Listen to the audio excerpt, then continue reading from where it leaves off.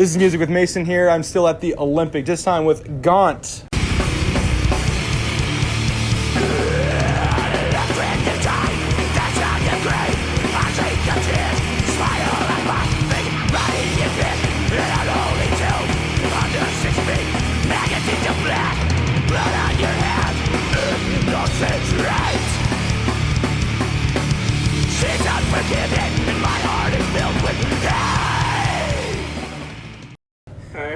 How are y'all doing today? Bro, no. Yes, we're doing good. I feel good. I'm so fucking sweaty. My ass hurts. It's a hot one. It certainly is a hot one, especially out here. So, you guys are a death crust band from Chicago. You guys came all the way out here to Cedar Rapids, and you guys are pretty well known for your songs Rotten Piss, In the Attic, and Void. And I also want to mention, why did you choose the name Gaunt? So, this was actually supposed to be a studio-only project that I thought of sitting in my room jerking off. And just, I don't know. The name Gaunt actually came from a song from the band Room Entry P9, Night Gaunts. Oh, right. Shortened it down to just Gaunt. And I'm like, oh, that fits. Pretty fitting. So we're just going to run with it. Really cool. And I just want to also start off. Can you list a few bands that really inspired you guys just to start up as a band? Front of us all. For me, on the black metal side, definitely Dark Throne. I want to say, obviously, early Mayhem. How do you pronounce it? Urgahol? Urgahol, definitely for them. And then on the crust side, Nausea, Amoebics, and Anti-Schism. And then original member here. Venom, Midnight, Discharge, all that early first wave, black metal, crust. All right. Broken Bones as well. Very big influence. Really cool. Yeah, I would say with the Black Death stuff, like Behemoth, that 2008 era, punk side, we got G.G. Allen, you know, just a gross, urine-covered kind of sound. Right on. But yeah, just working in those kinds of things. We're also big into like Farhampton, some of the local bands. There's a band called Knuckle Puck, Real Friends, stuff like that. Yeah. You might hear in our stuff. Okay. Yeah. Really cool. And so the experience about making the album Death Crust, what are some things that you liked and some things you did not like about making this? One thing I didn't like about making Death Crust is I got fucking COVID. Yeah. Oh, During yeah? that time. Yeah. So then after, when I had to go in and do vocals, my throat was a shot to fucking hell. Uh-huh. So it wasn't really my best vocal performance, to say the least. Right. But other than that, it went pretty smooth. I mean, there was just a lot of drinking and a lot of, just damn tomfoolery. Yeah, it was a funky time. It was a funky time. Yeah. Yeah, I had a hemorrhoid when we were. He did! I had a hemorrhoid while I was tracking drums. His asshole was saying hello to everybody. Yeah, babysitting 2 3-legged dogs. Nightmare. Yeah. Wow. What would you like about it? What I like about it, when we were done at the end of each day, we could go home, lay down, really get a rest on. But no, it was cool. It was cool to work with. We recorded in a place called Berwyn, Illinois. and some really cool people. Shout out to Wiley, Joe Starita. All the dudes at Berwyn recording. Yeah. All those dudes did a very good job. Yeah, they were really, really helpful with just certain things, kind of like tone sculpting, Right. approaching a kind of sound we were looking at. So that was rad. But yeah, the COVID and hemorrhoid Yeah. situation. Not the greatest place to look. No. No, I just don't want to hear about it. Yeah, that was pretty good. Also, I want to mention the band has they point out little references to like bayonets. Like, what's the point with the bayonets? And some of the posts you have bayonets, some of the quotes has bayonets in it. Like, No pun intended, right? keep riding! Ba-boom. I'll let Zach take this one. So with the bayonets, basically a lot of our band and a lot of our lyrical content and imagery is all warfare based, ranging from fucking World War I all the way up to Desert Storm, Vietnam era. And so I wrote the song Bayonet with help from these two. Just about a bayonet charge been going on. The first part of that song is about doing the bayoneting, and the second half is about receiving said bayonet. Oh. Just, get really a lot of the morbidness of getting a fucking bayonet in your chest. Getting stabbed. Getting stabbed. Yeah. Just the grossness of it. Getting stabbed with a thing you're supposed to shoot with. Well, I mean, the bayonet, yeah, I mean, Yeah. double down, you know? Yeah. It's so metals, you know? It's so, very metals. And I don't know, it's nothing says pain like getting a dull blade in your fucking sternum, you know? Ow. Yeah. Kind of hurts. Right? And a place that kind of seems near and dear to your heart, in my opinion, is Ashbury Coffee House. Yes, the ash! Yeah, the Ashbury is quite the local kind of venue. They got it all going on. They've been very kind to us. Shout out to the Smoosh. Smoosh, He nice knows who he smooshness. is. Yeah. Without him in that place, we wouldn't be able to get as much going as we could in our area. The scene isn't as like cultivated as it is in other places. So yeah, they're near and dear to Gaunt, I would say. Right. Yeah, they rock. Years ago, they didn't allow punk or metal shows, and they kind of had a change of, management.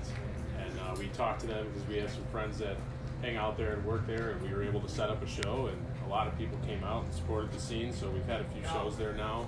And then last weekend, we had some of the guys from El Omen and Ex Cathedra come out, and we didn't play that show, but it was nice to get everybody together to see some of the bands from some of the other scenes, different neighboring states and such, friends of ours that we've played with. So yeah, it's a great place for a venue. It's a small place, but it's usually real packed, and it's always a good time. Yeah. Oh, just slamming time. That last show we played, shout out to Selena Plexia, our homies, and also Manifestations. Go check them out. They're badass, good local Chicago. Black Death, Selena Plexia, and then just brutal, They were like slamming, slamming, They were Manifestations. fucked up. Check them Real out. good. Fucking badass. So good. Yeah. So fucking good. I'm pretty sure where you mentioned this, but another place I wanted to mention was Redmond's Brewery. Redmond's. Redmond's was. I don't even think they do shows anymore. Is that the place? That was a place over on Archer. The no makeup? Yeah. So Redmond's was a small place on the south side where we live, over on Archer Avenue, and they used to do shows there all the time. We played there at twice, I think. 2 or 3 times. 2 or 3 times, something like that. And that was a really nice small place for local shows again. I know fucking Mulder played there some years ago or something like that. So yeah, it was a good place for a while, but unfortunately, they don't hold shows anymore. But that was a fun time as well. Yeah, that was an interesting time. Yeah. Right on. And also, what is something that I've also mentioned is Capicola Booking. Capicola Booking. So what is her name? I can't remember. Crystal. Capicola Booking. She does a lot of shows on kind of like the north side of the city. She's mainly at Livewire Lounge over on Milwaukee. Definitely a good place to play as well. We played there 2 or 3 times as well. She puts on some of the most phenomenal shows that you can go to in the Chicagoland area. And she's an awesome person to deal with. She takes care of the bands, bar none. Runs a really tight ship with her booking. So definitely, if any other bands are trying to come to Chicago, hit up Capicola Booking for sure. Yeah, 100%. Right on. And also, something that also appears a lot in your blogs and your posts and stuff is old style beer. Hey! Always with the cold styles.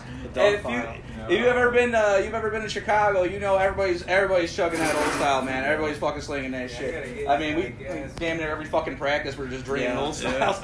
Minus Connor. Yeah. But I have a problem, so I'm not allowed. don't let him drink. Right? Don't he touches people in their sleep. It's fucked up. I just help them. I keep them warm and safe. Yeah, my ass. Exactly. Yeah, old style beer. Shout out to old style. Yeah. Always love. I don't even know if I did that right. I don't fucking care.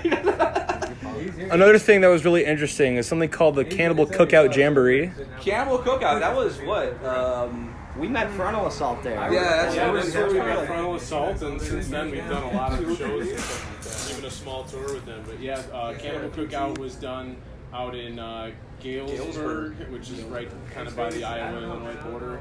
Right. Yes, and that was a cool 2-day festival that we played. I want to say that was probably 2020 or 20. That was a couple of years ago. It was a few years ago when we played, but man, what a venue! I don't know if they fucking have it there. I don't know if they've done it since. Honestly. Man, I mean, so it was in this like industrial warehouse with holes in the roof. it rained like that day. Yeah, it was raining inside the fucking venue. I got a video. I'll send it to you. There was a guy. We're setting up merch, and there's a guy with a blowtorch just drying the floor. Yeah. Quite the event, but yeah, we met the frontal boys there, and it was quite the time. It was nice. Yeah. Match made in fucking heaven right there. Yeah. Speaking of Frontal Assault, you did a small tour with Frontal Assault too, didn't you? Yeah, we did. Yeah, we did. We did 4 days with Frontal Assault. We did St. Louis, Chicago, Milwaukee, and then Madison with them. And what a fucking time! Yeah, that was a fun run. Those are some dirty boys. There's some dirty, sneaky boys, especially Anthony. Yeah. Your first post on Instagram was at a place called the Terminus Theater. Terminus Theater. Yes. Yeah, I don't believe that place is around anymore. We ended up kind of falling into that place by accident. Somebody hooked us up with that show and asked us to jump on, but during that time, COVID lockdowns were still pretty much in full effect, at least in our area of Chicagoland, and that's kind of on the Wisconsin border where they didn't have, quite as many restrictions. So, yeah, at the time we were a new band, and we played 1 or 2 shows there during the COVID lockdown period times. And after that, I believe I heard that they are no longer doing shows, but it's a shame because it was kind of a neat little venue. That was a cool little venue. I don't know what happened with it, but Don't know exactly. Yeah, I mean, they just kind of like shut down out of fucking nowhere. And that was like that was what our old guitar player too. That was like the I was first gonna one. say I wasn't there for Yeah, that. he wasn't in the band yet. That was what our first guitar player, Luke, from, if you haven't heard from him, Speed Pussy, also from Chicago. Yeah, that was Luke that was playing for us at the time. Yeah, but yeah, Terminus was a cool time, but unfortunately, no longer exists. Right. Mm-hmm. Also, speaking of COVID year and one of your first shows, what can you tell us about the Halloween Hellfest, which you headlined with bands like Putrid Pile, The Hatred Embrace, Pit Lord Crusaders, and Mandatory Abortions? So that was at Terminus. Actually, Putrid Pile dropped out of that one. I believe, Yeah, Putrid Pile dropped out of that one. They're so fucking good though. They're so good. Cannibal Cookout. They're so fucking Yeah, good. Putrid Pile is fucking good, but yeah, they dropped out of that one actually. And man, I'm not gonna lie to you, I was pretty fucked up. I don't really remember that one too much. I was pretty drunk. I remember going up on stage and going into our first song and not remembering any fucking thing, like what to say. I was bombed as fuck. Yeah, so I kind of really don't remember that one. He might remember more than I do. Right. Yeah, it was a long time ago, but that was a cool one. I remember some of those bands too. Hatred Embrace. Hatred Embrace were good, Really yeah. good band. And yeah, it was a sick show from what I can remember. Yeah, that was actually the first time we played with Pit Lord too. Yeah, that's right. That's when we met Pit Lord as well, which I don't know where that little fucking idiot's at yet. I haven't seen him winning anywhere. For sure. And Zach, I wanted to mention, who are the Rex? Exactly. Oh man. So the Rex. Done your research. Oh man, the Rex are an old fucking punk band from like the early mid 2000s, just like my old buddies. And I used to roadie for them. My older brother played bass for them. Just old punk shit. They used to play, fucking everywhere, and the cops used to get called every single fucking time the Rex played. There used to be a saying, "No rules at a Rex show." No rules. So as youngins, teenagers, we got in a lot of fucking trouble with the Rex. Right. Shout out Corey Bergeson. Yeah. Love you, buddy. Yeah. And what can you say about Murder House? Murder House. So Murder House. I started I started a small kind of booking thing at Ashbury. Whenever we hold shows where Gaunt's not playing at the coffee house, Yep. there's going to be the Murder House Chronicles. We already did Volume 1, which we just talked about with Solidoplexia, Manifestations, Ill Omen, and Ex Cathedra. We're going to be doing more in the future when time comes, but yeah, we're trying to just keep the scene going, and more or less, we started that because Ill Omen needed a Chicago date and they couldn't, land one. So I'm like, fuck it, I got the place, I got it. Okay. So yeah, if you want to, follow Chicago Murder 696 on Instagram if you're trying to get a coffee house show going in the Southwest Burbs. Yeah. For sure. Also, I wanted to mention something, the Fighting Irish. Yeah! Fucking go Irish. Have a nice day and fucking go Irish. All day, baby. Notre Dame. Notre Dame. You know, Travis. Fuck Iowa. I resemble that statement, man. But born and raised Notre Dame fan. Obviously, you probably wouldn't look at us and be like, oh, those guys definitely fucking played sports. Yeah, we're a jock band. Yeah, we're definitely a jock band. I played Sports. football, baseball. He played hockey growing up. Yeah. He played baseball too. Yeah, we're a bunch of sportos that just got into punk and black metal, I guess. Okay. Yeah. So always go Irish. Yeah. All day. Why did Alex get staples in his head? Oh, it's that fucking one dude. Yeah, so we played a show a couple years back. And we were playing at, I believe that was at Village Spirit. That was at Village So Spirit, it's on the yeah. Illinois-Wisconsin border, essentially. And we had a fan in the crowd who was in the mosh pit and fell over and hit his head on the side of the bar. And I think he ended up getting 16 staples in his head. And then he left, obviously, to go get treated. And I look up maybe 45 minutes later, and there he is with a bandage on his head. Yeah. I'm like, what the hell happened? And he said he went to urgent care, and they stapled him up, and he went right back to the show because he wanted to see the headliner for that night. So that guy rocks. Alex, if you're watching this, man, fucking miss you. Badass. Core memories, That was bud. awesome. Core memories. We sent him a couple shirts. Probably used them as dish rags or something. But Yeah. Hopefully. that was tight, man. For sure. That was a trooper for sure. Right on. That's what you need these days, especially at metal concerts right now. Hopefully no injuries, but Yeah. Nah, all the injuries. We want more injuries, honestly. Make it fun. Make fucking metal, fucking violent again. Yeah, I agree. Yeah. Make it unsafe. That's actually what my next question is. Where do you hope to see metal and punk in 10 years? Dead. Yeah, I mean, I really hope in 10 years, I hope that metal and punk is bigger, better, more angry, faster, heavier, all the above. Just like, I don't know, because I grew up in, going to shows early 2000s, mid 2000s, and it's like, you leave a show, you're definitely leaving with a black eye and a busted Yeah, you're lip. gonna feel it. You're the going to next feel it day, the next yeah. day. And I feel like it's kind of died down a little bit. So in 10 years, I hope that energy gets back up and more people start getting, feeling what it's like to actually live a little. Yeah, I think I like he was saying, the early and mid 2000s. Like, I'm gonna just call it the MySpace era. Like, Yeah. doesn't matter what it was at that point. Wherever you were going, people were fucking killing each other. Yeah. There's a level of respect, and everybody understands that level. But like, I don't know, and maybe with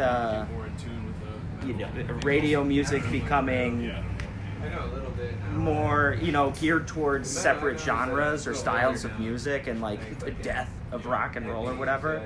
Maybe that's a reason why people are softening up. But in 10 years, it would be nice to see like that kind of scene again, where it's like every fucking turn you take, it's like a different, heavier pan. Yeah. It doesn't matter. It's like distorted guitars and blast beats are the unifying factor here, and that would be a good kind of landing zone, I suppose. You know? Agree. For sure. Speaking of the injuries thing too, I would like to see the return of the push pit and the death of whatever that karate shit is in the pit, man. Leave that 5 foot tall girl on the side of the pit alone. She doesn't need an elbow in the face, but when there's a circle pit going on, kill each other. Yeah. I want to see the For return sure. of the good old fashioned circle pit. Agreed. For our second question, or our second to final question is, what is the future for Gaunt? Are we going to be seeing more concerts, more EP, album releases, merchandise? Yes, right now we are actually in the middle of recording our first full-length album. We're still working on it. It's getting close. We have a lot of new shit, completely new sound coming out. Different tuning, all that. Obviously, with the addition of Connor on guitar, everything fucking changed immensely.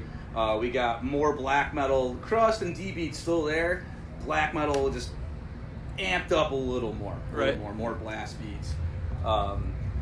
Definitely going to be trying to play more shows, because we kind of don't do that. Kind of don't. Yeah, we kind of don't do Hopefully that. some more Chicago shows. Yeah, Because yeah. for being a Chicago band, we don't play in Chicago very often. We Yeah. play a lot of surrounding areas. Right. Neighboring states. And we travel a lot. Yeah. So for our final question, I've asked every band this simple question. What would you tell the young, inspiring musicians today that want to do exactly what you do right now? What would I tell them? Yeah. That's a bad one, but all right. like what you like. Mm-hmm. There's a lot of elite bullshit. If you're into it, get into it. And if you feel like making it, make it. Like, who gives a shit if you like a techno band and want to make metal, you know? Like, just fucking truck on. Get hard, chug riffs, and move forward, yeah. And sure. listen to Behemoth, 90s Behemoth, though. For sure. Don't.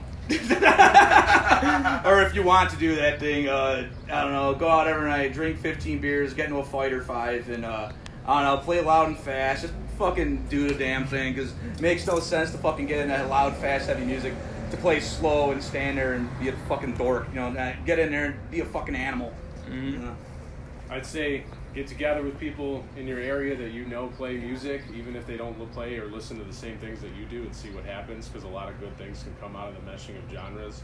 And I would say that do this because you want to do it, because you have the drive to do it, because there's no money in this. Right. Don't go into this thinking that you're going to be the next Metallica or wanting that, because it's not going to happen. In this day and age, too, with streaming and stuff, there's no more big bands like that. That'll never happen again. So do this for the passion for the music. Yeah, there's no chicks, there's no money. Yeah, definitely no chicks. Yeah. You're going to be sleeping in a van with 3 other sweaty dudes and eating Gardettos. Yeah, and fucking Chex Mix and beef jerky. Yeah. You're gonna get That's weird. fat. Yeah. See in the country, one truck stop at a time. Yeah.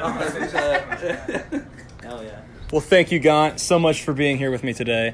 And we really appreciate you guys being out here tonight, especially in Iowa. So we hope to see you guys here in the future. And thank you guys so much for watching.